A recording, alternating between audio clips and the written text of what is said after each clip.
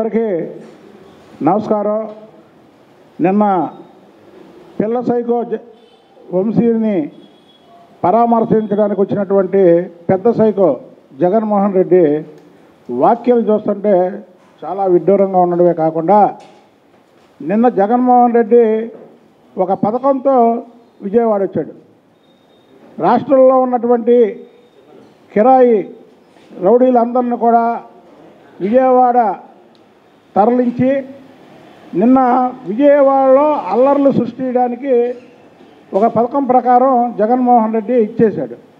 అది పోలీసు ముందే పసిగట్టుకొని ఎక్కడికక్కడ వాళ్ళని నివారించడంలో పోలీసులు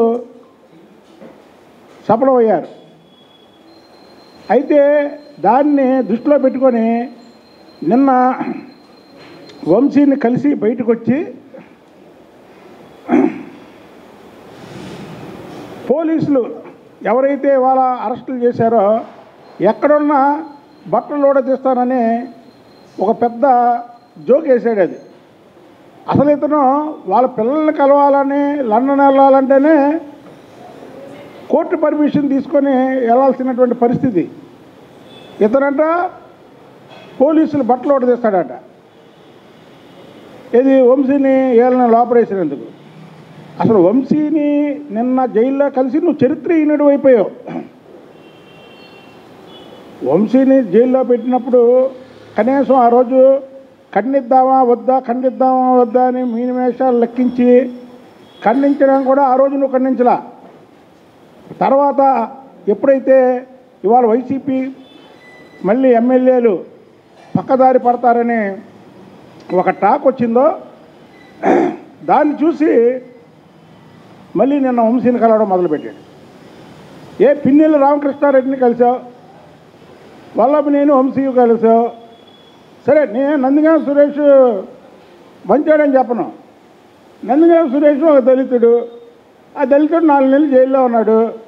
ఎందుకు కలవలా నువ్వు? దళితుల మీద నువ్వు ప్రేమ లేదు, దళిత వ్యతిరేకివి.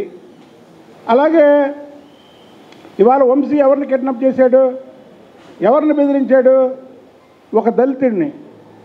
అంటే దళితుల్ని బెదిరించి దళితుల్ని కిడ్నాప్ చేసిన వాళ్ళ మీద నువ్వు వెళ్ళి పరామర్శించడం ఏంటి?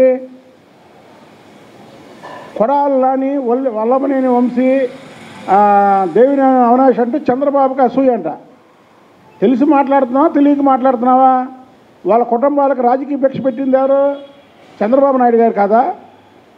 తెలియకుండా మాట్లాడితే రాజకీయం, అసలు రాజకీయాల్లో నీకు ఓనామాలు కూడా తెలియవని లోపల వంశీ లోపల జైల్లో ఉంటే వాళ్ళ భార్య నీ పక్కనుండి నువ్వు అన్న మాటకి నవ్వుతుంది. అంటే అది పెద్ద జోక్ కింద తీసుకుంది. ఒకసారి వీడియో క్లిప్పింగ్ చూసుకో. ఇంట్లో యూట్యూబ్లో నిన్ను మాట్లాడితే పక్కన వాళ్ళు నవ్వుతున్నారో లేదో చూసుకో. అంటే వాళ్ళకి తెలిసిన రాజకీయం కూడా నీకు తెలియదు.